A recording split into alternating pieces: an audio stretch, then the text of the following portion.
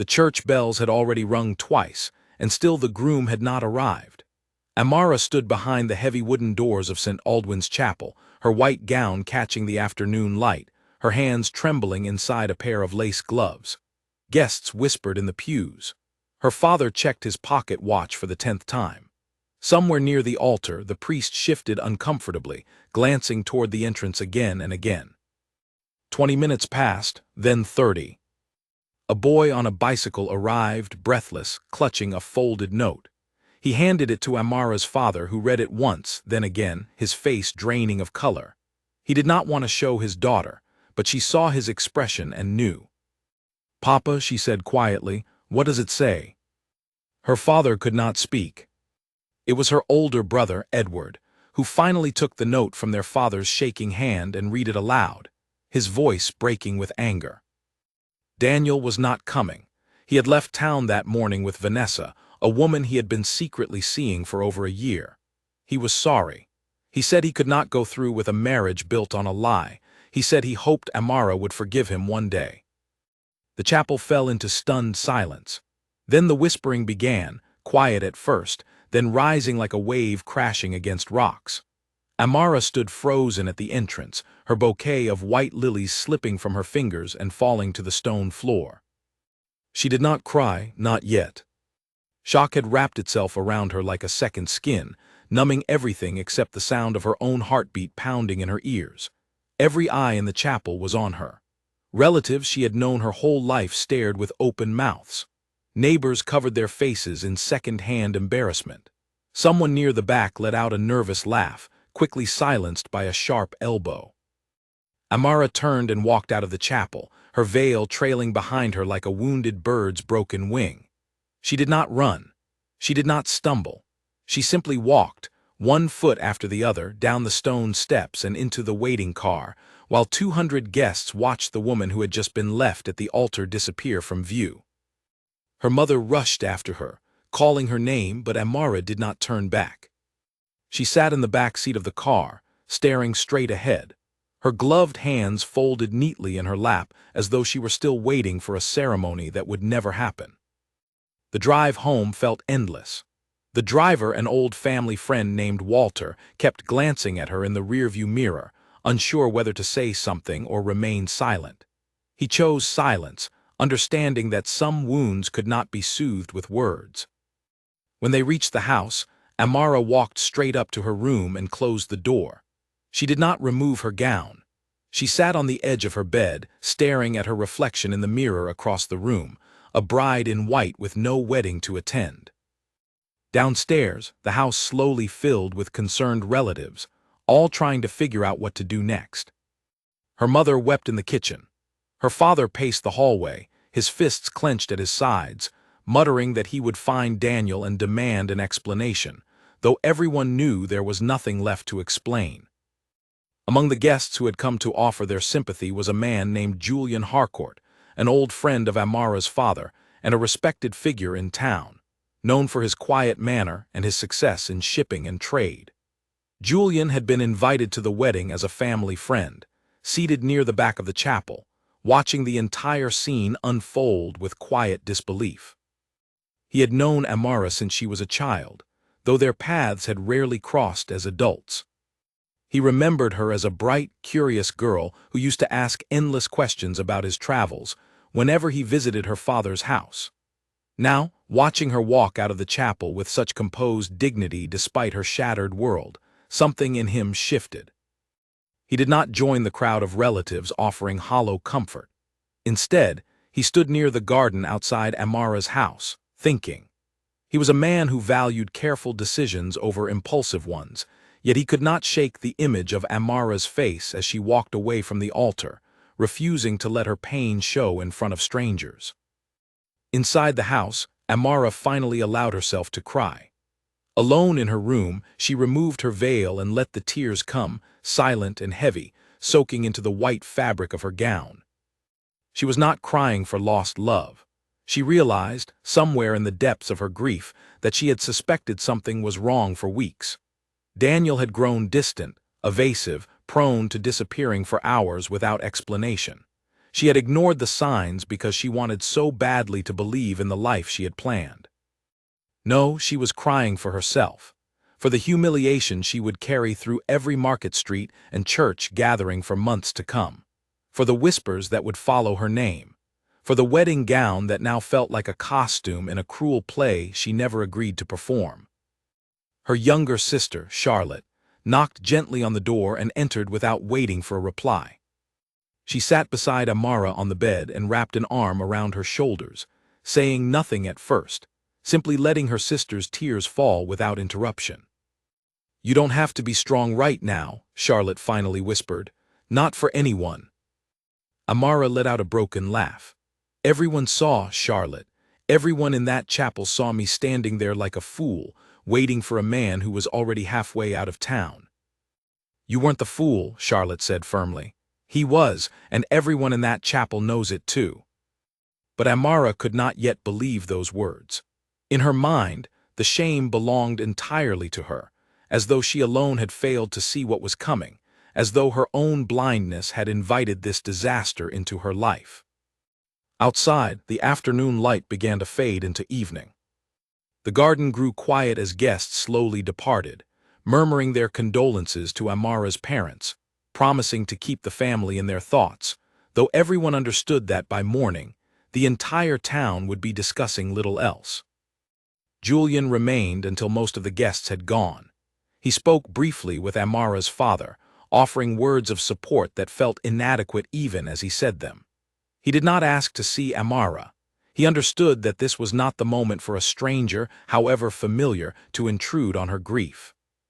But before he left, he paused at the garden gate and looked back at the house, at the single lit window on the second floor where he knew Amara's room was located.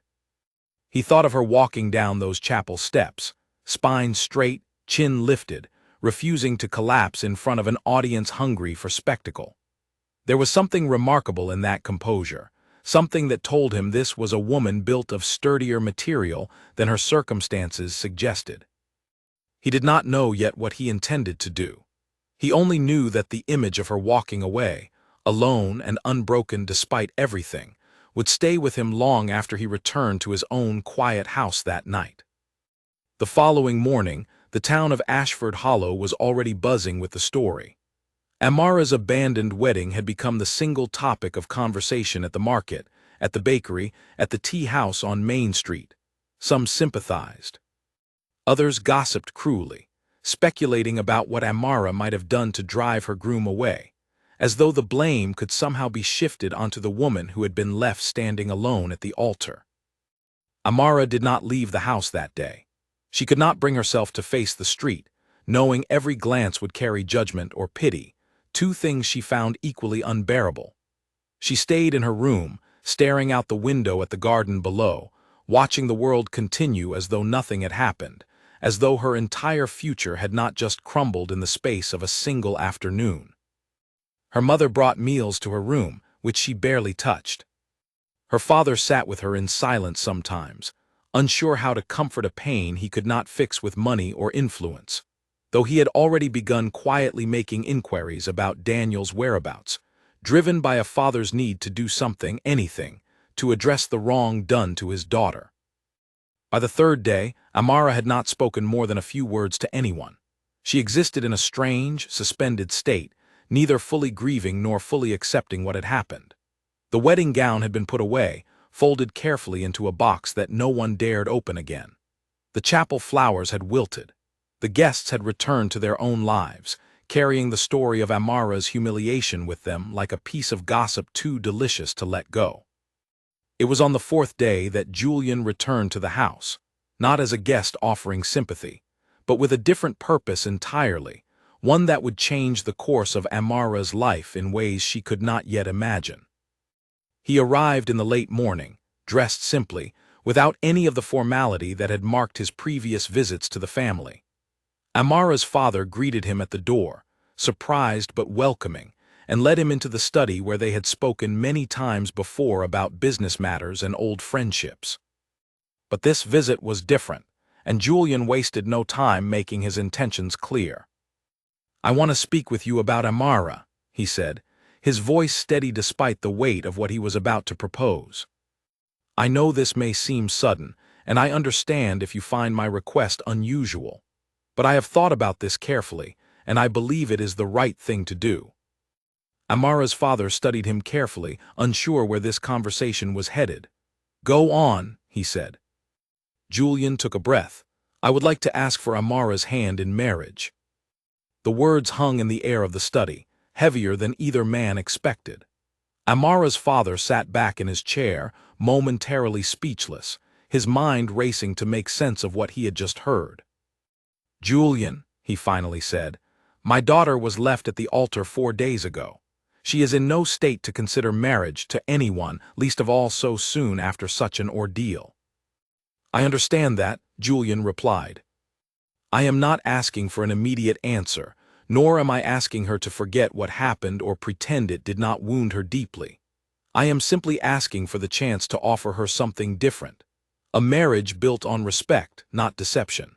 A partner who will stand beside her, not abandon her in front of everyone she knows."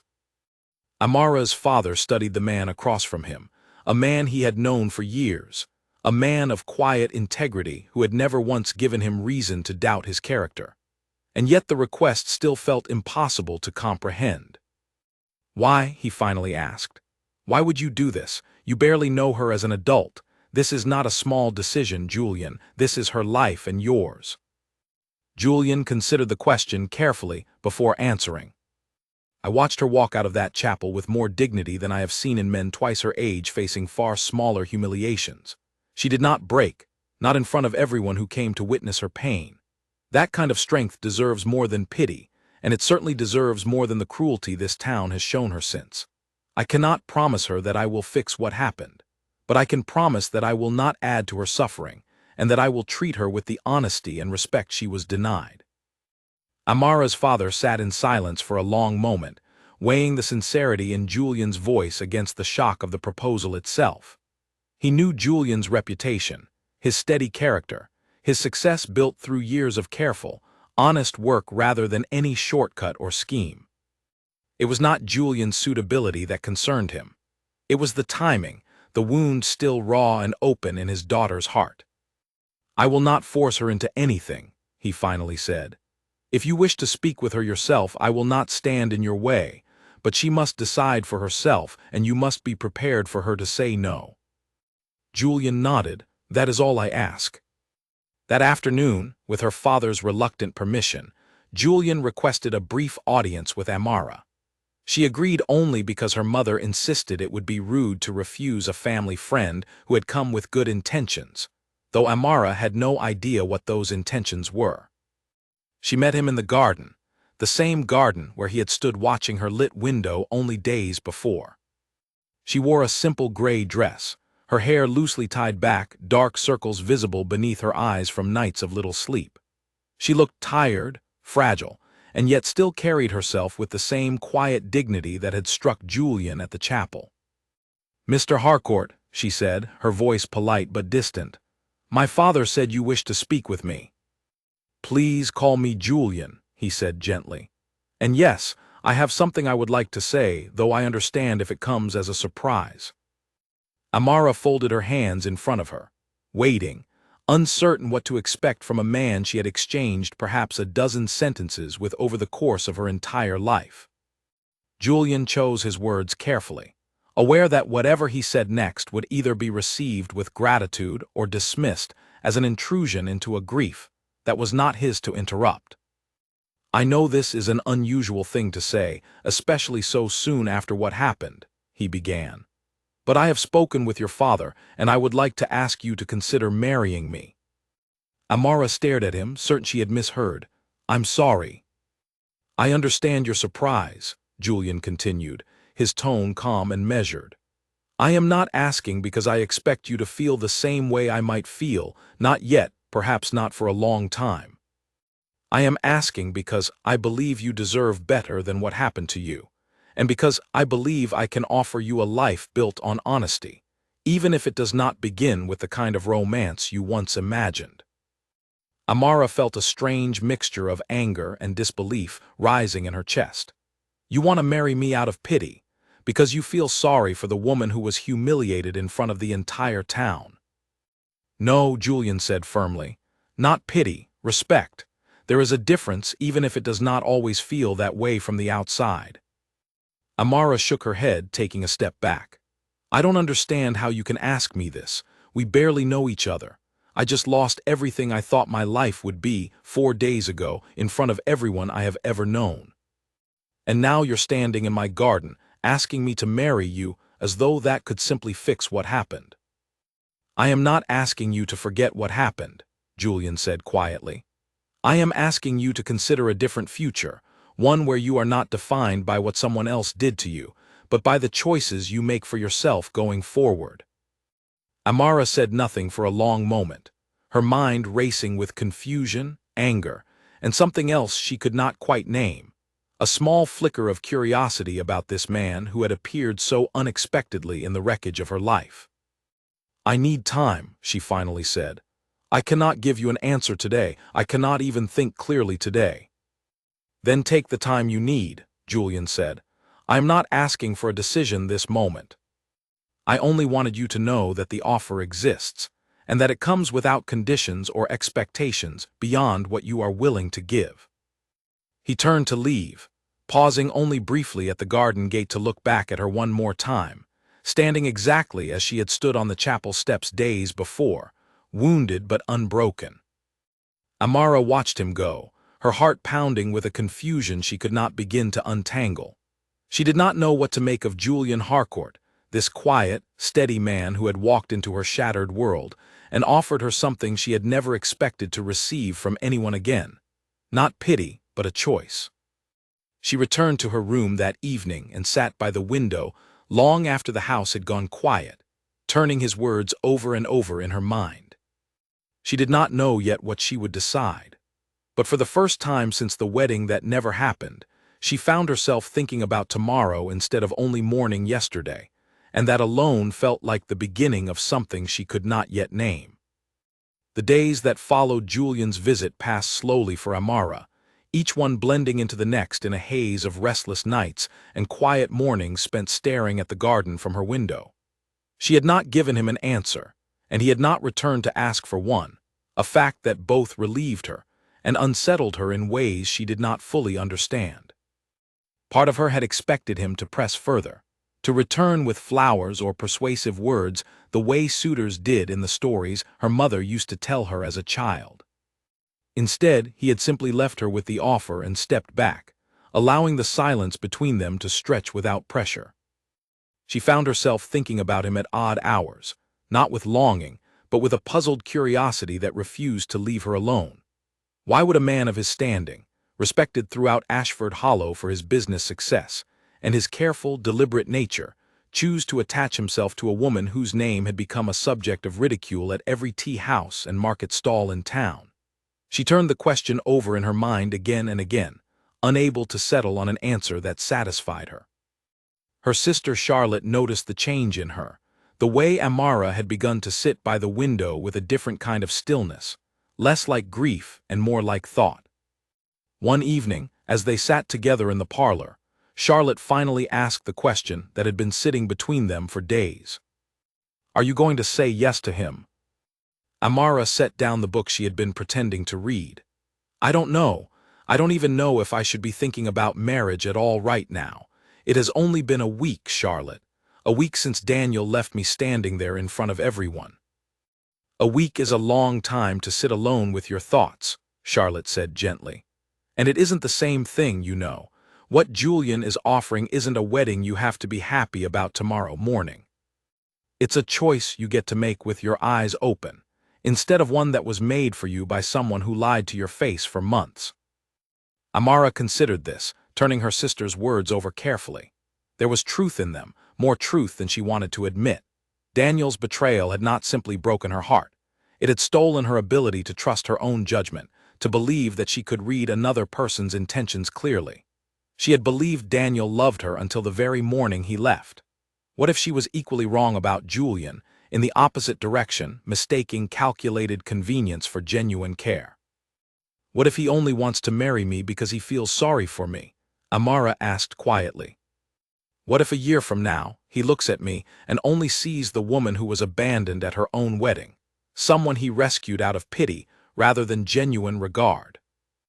Then you would know soon enough, Charlotte said. Pity does not stay convincing for long, it grows thin. But you won't know anything sitting in this room turning the question over in your head 100 times a day. Talk to him again, ask him yourself. Amara did not answer immediately, but the suggestion lodged itself in her mind and would not let go. Meanwhile, the town continued to talk. Word of Julian's visit had somehow reached the market within days, as such things always did in a place where everyone knew everyone else's business. Some praised Julian's generosity, calling it an act of remarkable kindness rarely seen among men of his position. Others whispered darker theories, suggesting that Julian must have wanted something from the match, that no man offered marriage to a jilted bride without some hidden motive, whether financial gain through her father's modest estate or simple vanity in playing the role of a rescuing hero. Amara heard fragments of these rumors through Charlotte, who tried her best to shield her sister from the worst of the gossip, but could not filter out everything. Each version of the story added another layer of doubt to Amara's already fragile confidence, until she hardly knew what to believe about Julian's intentions, or her own feelings toward the idea of accepting his offer.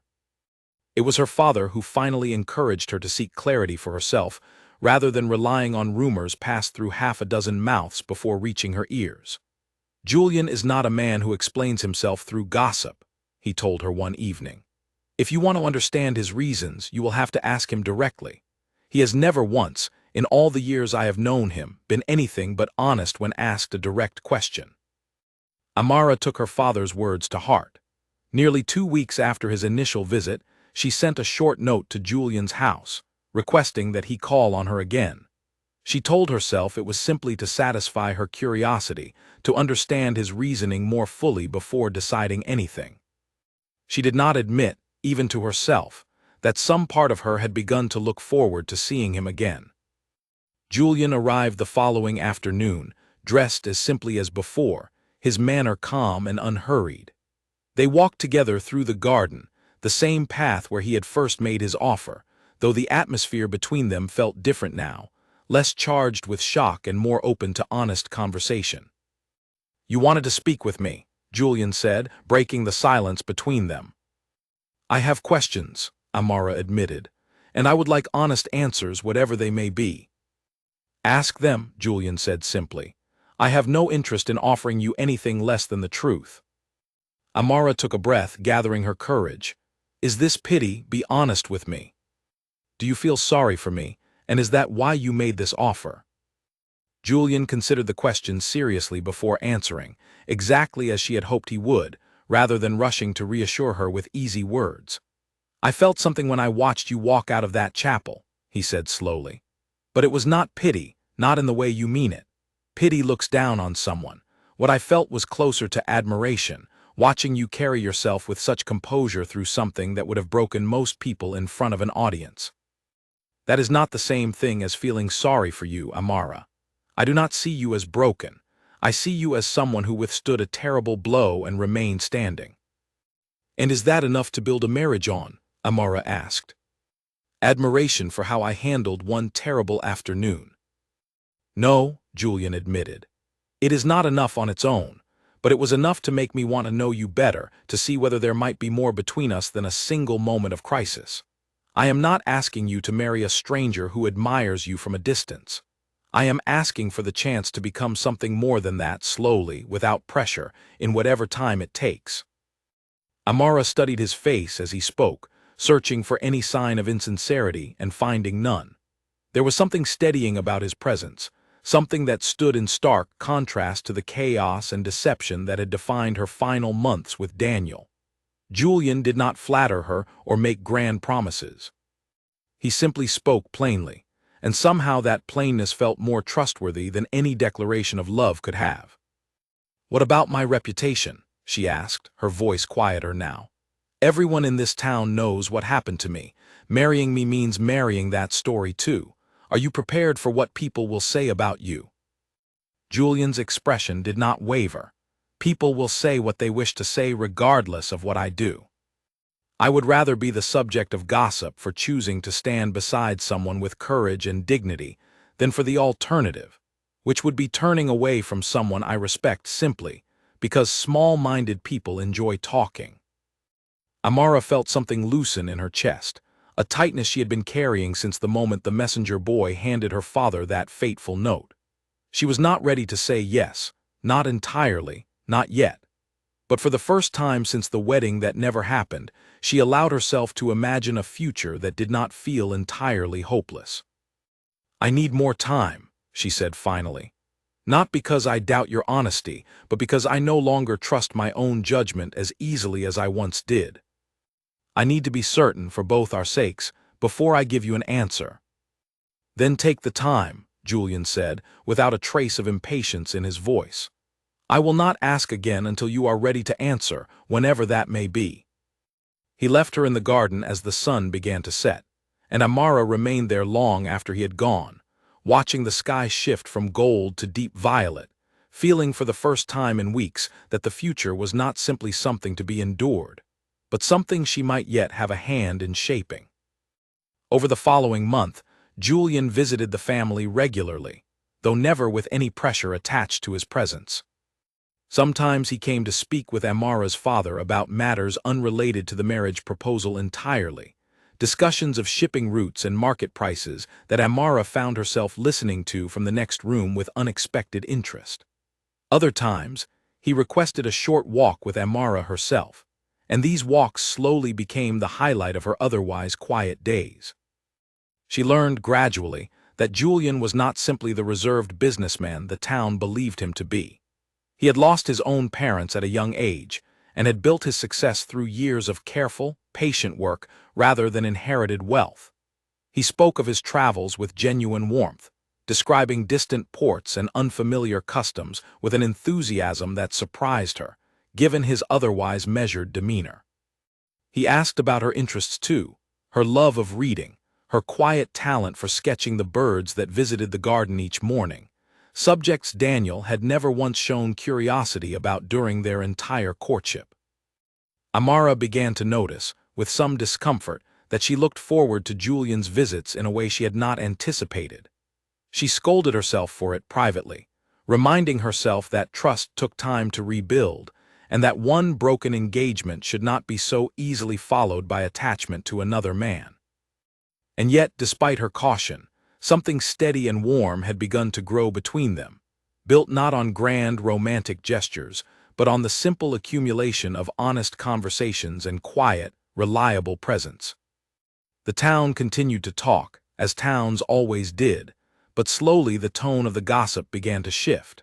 Where once people had whispered pity or suspicion, now they spoke with something closer to grudging respect, watching as Julian Harcourt continued his patient courtship without ever once pressing Amara for an answer she was not ready to give.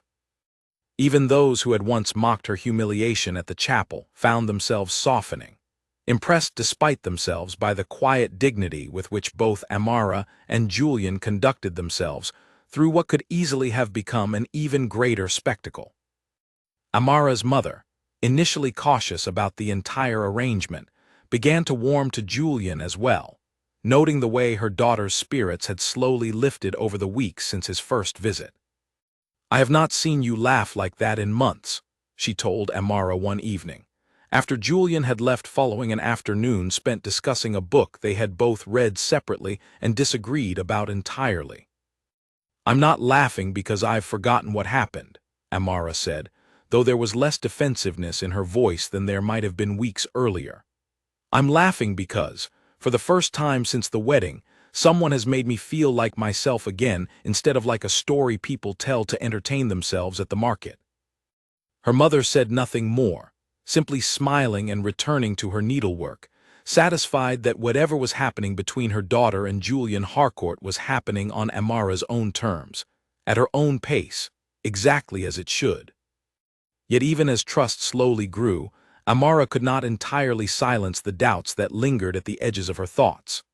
Late at night, when the house was quiet and there was no one to distract her from her own mind, she found herself questioning everything. wondering whether her growing fondness for Julian was genuine affection or simply desperate gratitude toward the first man to offer her kindness after such a painful humiliation. She worried that she might be trading one mistake for another, mistaking relief for love, safety for genuine connection. These doubts came to a head one afternoon, nearly 6 weeks after Julian's initial proposal, when Amara finally worked up the courage to voice them aloud during one of their garden walks. "I need to ask you something difficult," she said, stopping beneath the old oak tree at the edge of the property. "How do I know that what I feel for you is real, and not simply relief that someone stepped forward when Daniel didn't? How do you separate gratitude from genuine feeling?" Julian did not answer immediately. He seemed to consider the question with the same careful attention he gave to every decision, weighing his words before speaking. "I don't think you can separate them entirely," he finally said. "Gratitude and affection often grow from the same soil, especially when someone shows up for you in a moment when you needed them most, but gratitude fades if there is nothing else beneath it to sustain it. If months from now you found yourself annoyed by my habits, tired of my company, indifferent to my absence, that would tell you the truth of what you feel. The fact that you still seek out these walks, that you still find yourself curious about my thoughts and eager to share your own, suggests something more than simple gratitude to me." Amara considered his words carefully, finding comfort in their honesty rather than false reassurance. "And what about you?" she asked. "How do you know your feelings aren't simply the satisfaction of playing the hero in someone else's story?" Julian allowed himself a small, rare smile. "I have asked myself that question more than once, believe me. But heroes do not spend their evenings thinking about a woman's opinion on obscure poetry, or wondering what she might say about a shipping contract that has nothing to do with her at all. I think of you far too often for it to be mere satisfaction at having done a good deed, Amara. I think of you because I have come to genuinely enjoy your company, your mind, your particular way of seeing the world." The confession hung between them, quiet and unhurried, exactly in keeping with everything Julian had offered her since that first difficult conversation in the garden weeks before. Amara felt something settle within her, not the sudden, dizzying rush she had once mistaken for love with Daniel, but something steadier, more grounded, a quiet certainty that had been building slowly with each honest conversation between them. She did not give him an answer that day either, though the distance between doubt and decision had narrowed considerably. As the weeks continued to pass, Amara found herself spending less time dwelling on the humiliation of her canceled wedding and more time genuinely looking forward to the future, whatever shape it might take. It was nearly 2 months after the disastrous wedding day when Amara finally arrived at her decision, though the path to reaching it was neither simple nor without further complication. Complications that would test both her resolve and Julian's patience in ways neither of them had anticipated.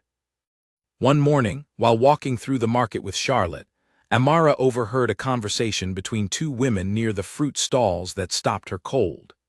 They spoke of Daniel, of his relationship with Vanessa, of troubles that had apparently arisen between the couple in the neighboring town where they had settled after leaving Ashford Hollow so abruptly. According to the women, Daniel and Vanessa's relationship had grown strained, marked by frequent arguments overheard by neighbors, financial difficulties, and whispers that Vanessa had begun to regret the entire arrangement. Amara said nothing as she listened, her heart pounding with a complicated mixture of emotions she could not fully untangle. Part of her felt a small, uncharitable satisfaction at the news, quickly followed by guilt for feeling such a thing at all.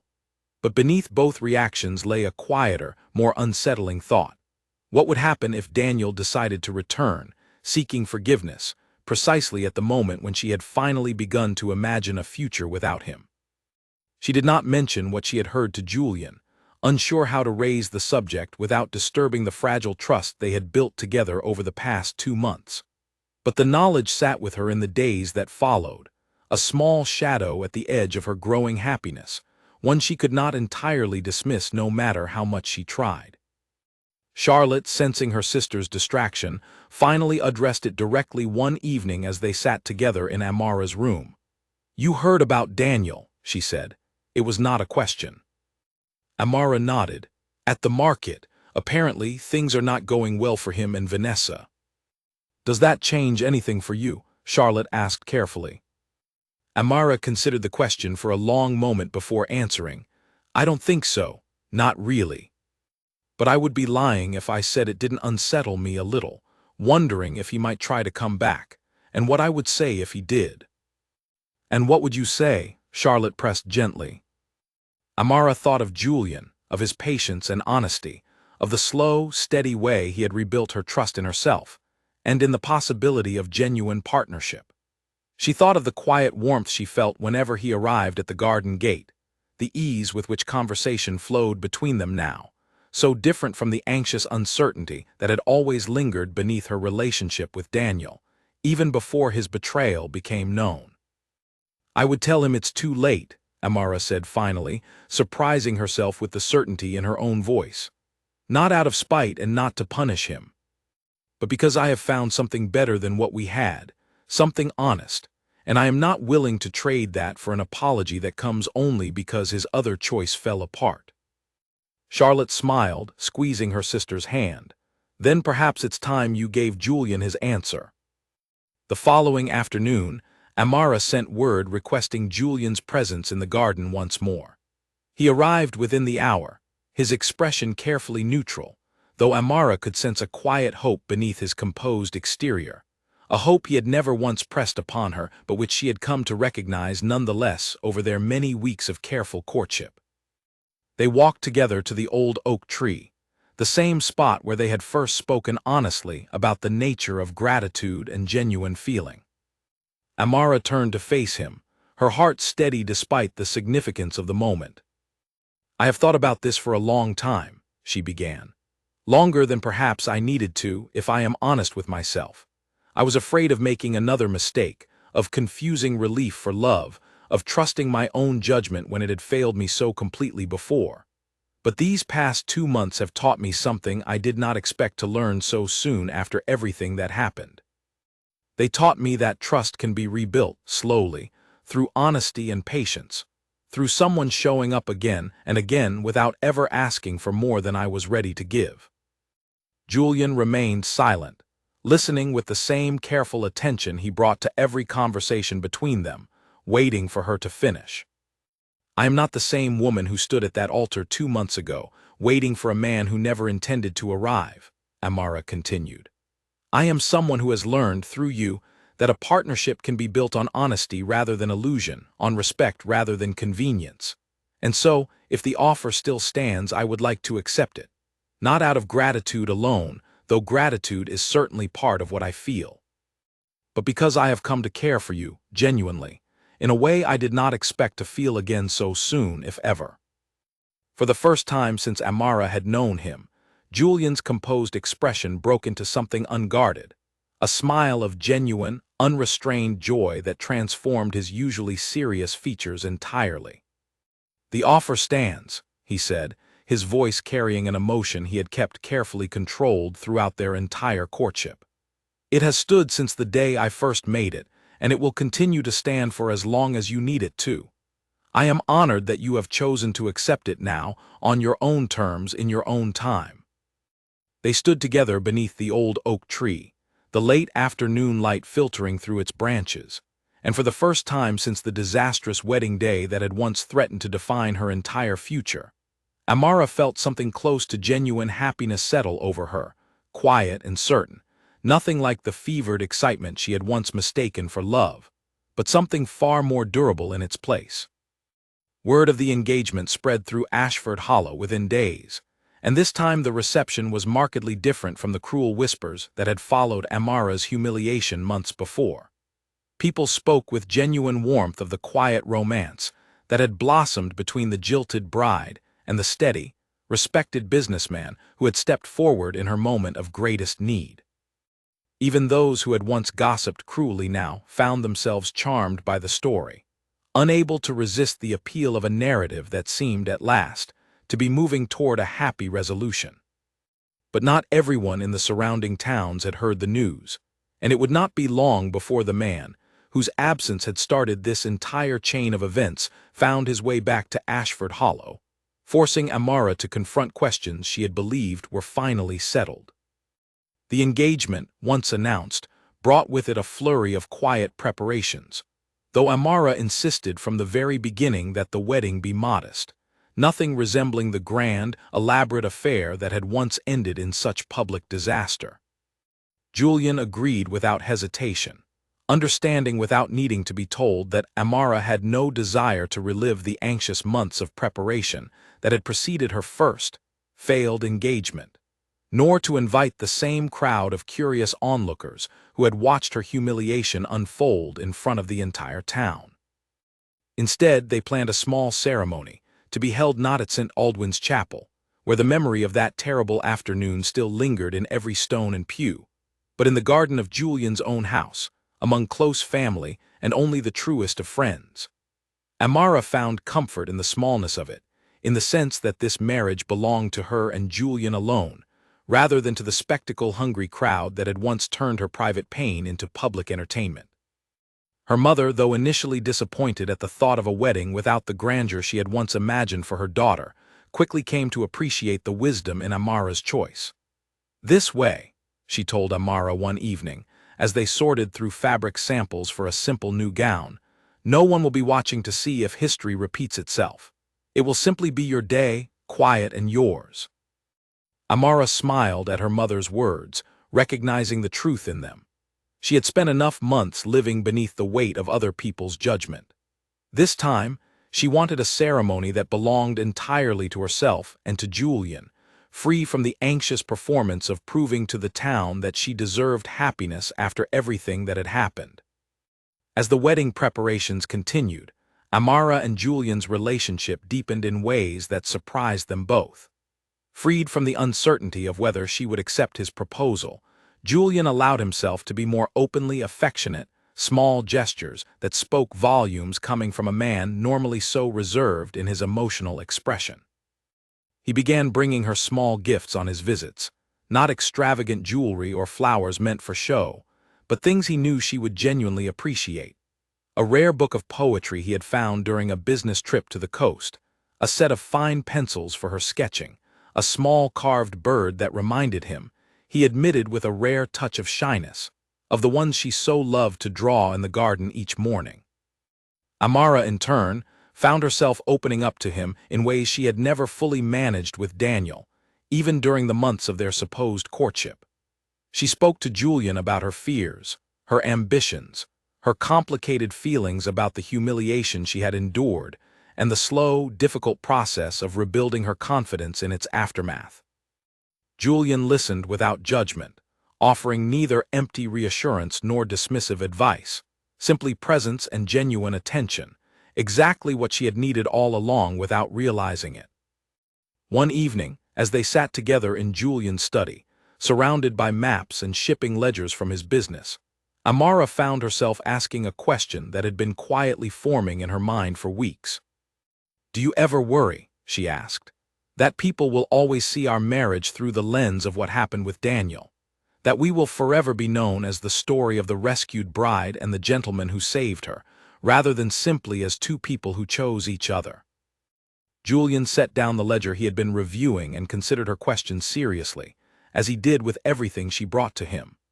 "I think stories like ours will always attract some attention, at least at first," he admitted. "People enjoy narratives with clear beginnings and satisfying resolutions, and ours certainly has both. But stories fade with time, Amara, replaced by newer gossip, newer scandals, newer subjects for the market stalls to chew over. What remains, long after the town has moved on to discussing someone else's misfortune, is simply the life we build together, day by day, far from anyone else's narrative of it."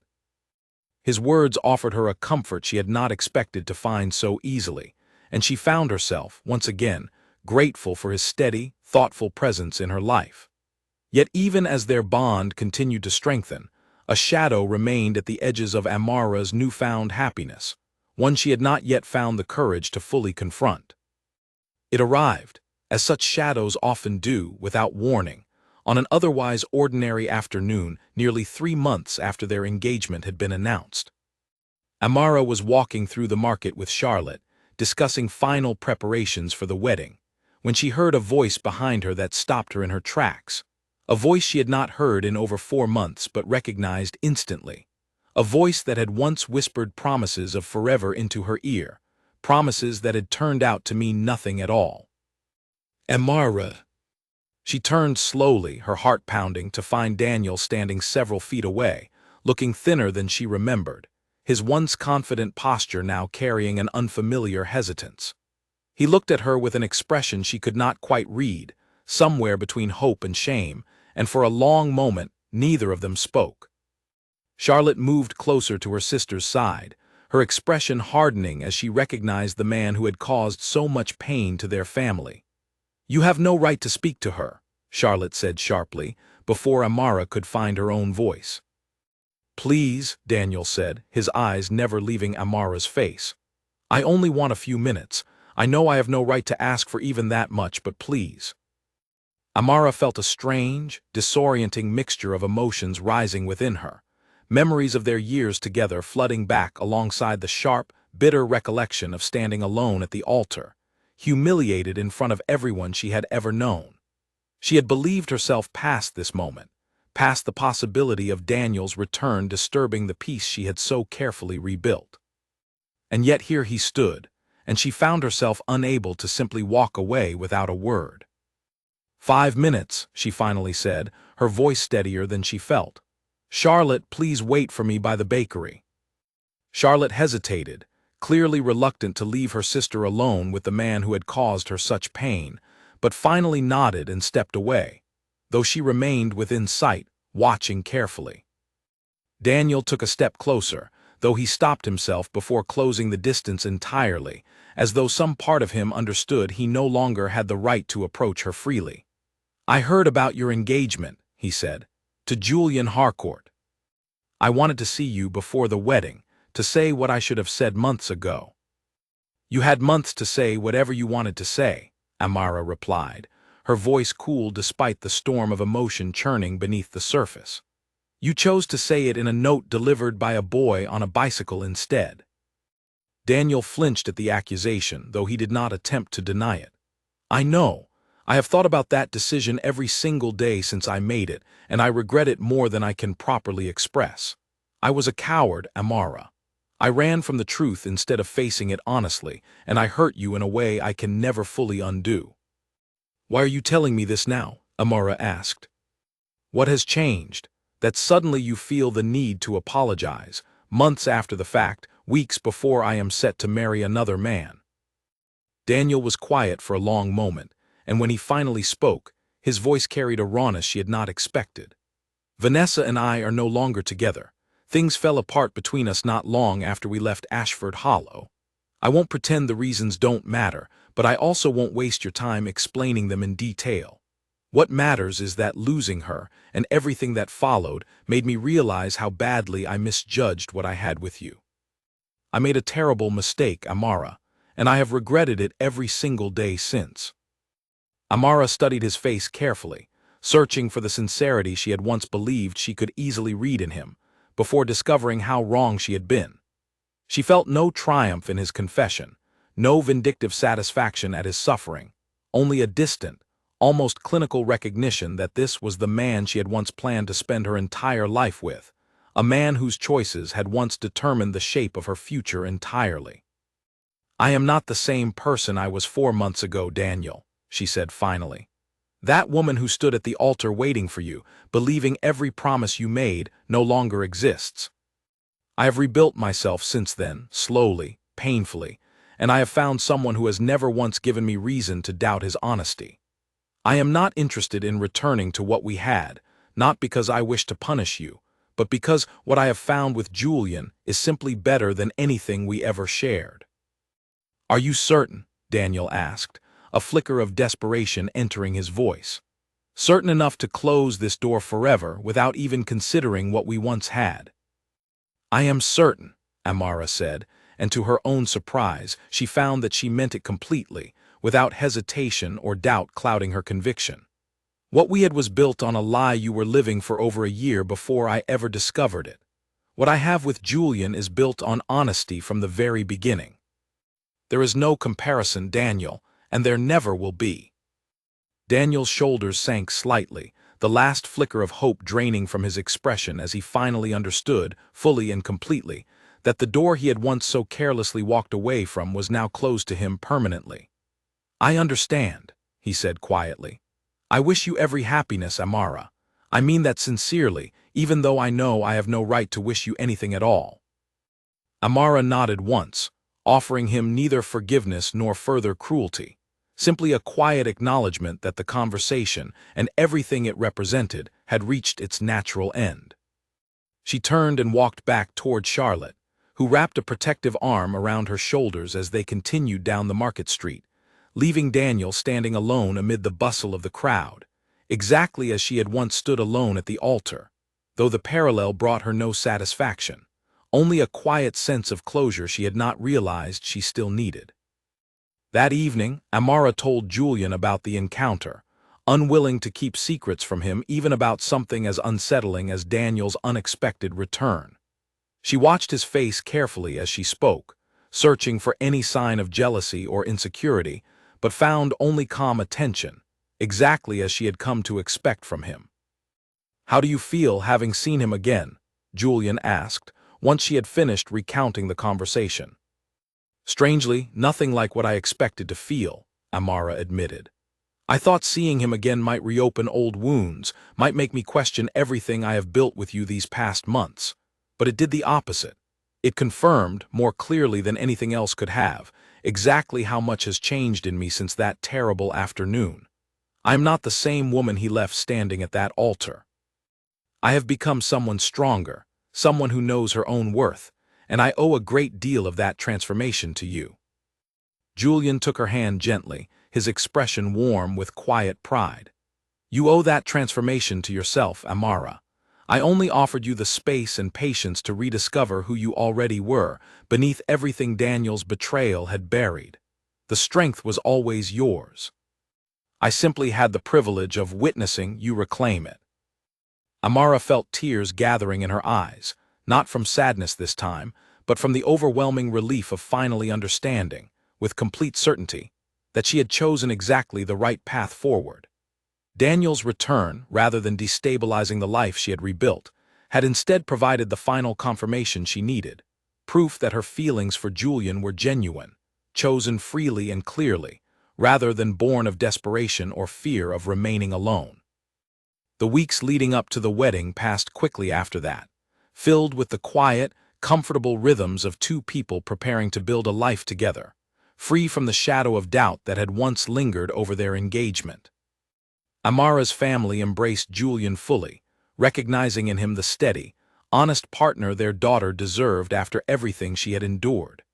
Even the town of Ashford Hollow, once so quick to gossip cruelly about her misfortune, now spoke of the upcoming wedding with genuine warmth, eager to witness what many had come to see as a story of triumph over adversity.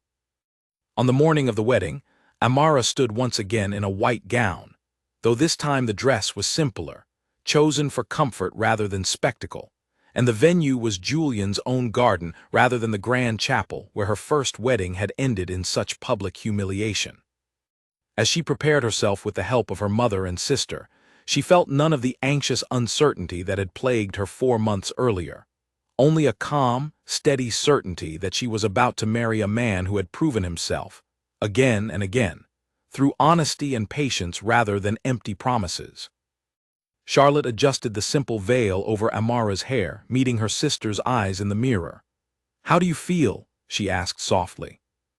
Amara considered the question carefully before answering, thinking back over the past 4 months, the humiliation and grief that had once threatened to define her entire future, the slow, careful rebuilding of trust that had followed, the quiet strength she had rediscovered within herself through Julian's patient, honest companionship. "I feel ready," Amara said finally, her voice steady and sure. "Not because I have forgotten what happened before, but because I have finally learned the difference between a love built on illusion and one built on genuine respect and honesty. I am not the same woman who stood at that altar 4 months ago, waiting for a man who never intended to arrive. I am someone stronger now, someone who chooses her own future with clear eyes, and I could not be more certain of the choice I am about to make.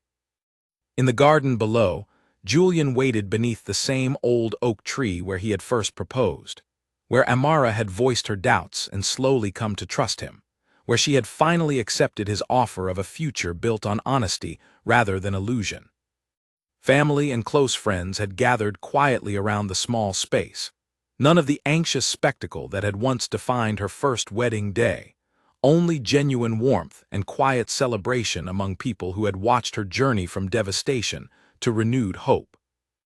As Amara walked down the garden path toward Julian, she felt none of the trembling uncertainty that had marked her first walk toward a wedding that never happened. Instead, she felt only a steady, growing joy, the quiet confidence of a woman who had rebuilt her own life from the wreckage of betrayal and emerged stronger, wiser, and finally ready to embrace a future built on genuine partnership rather than empty promises. Julian watched her approach with an expression of open, unguarded joy, the same warmth she had first glimpsed months earlier beneath the old oak tree when she had finally accepted his offer. As she reached him, he took her hands gently in his own, and for a long moment they simply looked at each other, two people who had found their way to genuine happiness through patience, honesty, and the courage to choose a different path than the one that had once seemed destined to end in heartbreak. The ceremony itself was simple and brief, exactly as Amara had wanted it to be, filled with quiet vows spoken sincerely rather than elaborate promises meant to impress an audience. When Julian finally slipped a ring onto her finger, Amara felt not the anxious uncertainty of her first engagement, but a deep, settled certainty that she had finally found the partnership she deserved, built not on the illusion of perfect romance, but on the far sturdier foundation of honesty, respect, and genuine care. As the small gathering of family and friends celebrated around them, Amara found herself thinking back to that terrible afternoon 4 months earlier, standing alone at the chapel steps, humiliated and heartbroken, believing her future had been irreparably shattered. She could not have imagined then that this devastating moment would eventually lead her to something far better than what she had originally planned, a partnership built on genuine honesty, rather than the illusion she had once mistaken for love. Julian, watching his new wife laugh with her sister among the garden flowers, felt a quiet gratitude of his own, grateful that he had trusted his instincts on that difficult afternoon months ago, when he had watched a young woman walk away from her own humiliation with such remarkable dignity that he had known, almost instantly, that she deserved far better than the fate that had befallen her that day. Their story, once the subject of pitying gossip throughout Ashford Hollow, had transformed into something else entirely. A quiet testament to the idea that genuine partnership could emerge from even the most devastating circumstances, that honesty and patience could rebuild what betrayal had broken, and that sometimes the greatest happiness arrives not through the path originally planned, but through an unexpected turn that leads, eventually, to something far more genuine and lasting than anyone could have anticipated on that terrible, transformative afternoon when a bridegroom chose his lover, and a gentleman stepped forward instead. In the months that followed their wedding, Amara and Julian settled into a life defined by the same quiet honesty that had brought them together. She continued her sketches in the garden each morning, and Julian, whenever his business allowed, would sit beside her, watching her work with the same quiet admiration he had felt since the very beginning of their courtship. The town of Ashford Hollow, once so quick to whisper cruelly about her misfortune, came to speak of Amara and Julian's marriage as a rare and genuine love story, one born not from a perfect beginning, but from the courage to choose honesty and patience over illusion and haste. Word eventually reached them that Daniel had left the region entirely, seeking a fresh start somewhere far from the town that had witnessed his cowardice so publicly. Amara felt no lingering bitterness upon hearing the news, only a quiet, distant gratitude that his betrayal, however painful at the time, had ultimately led her toward a life far richer and more genuine than the one she had once imagined for herself. She had learned, through everything she endured, that true partnership was never about grand promises made in the heat of romance, but about the steady, patient choice to show up honestly, day after day, for someone who deserved nothing less. And in Julian, she had finally found exactly that.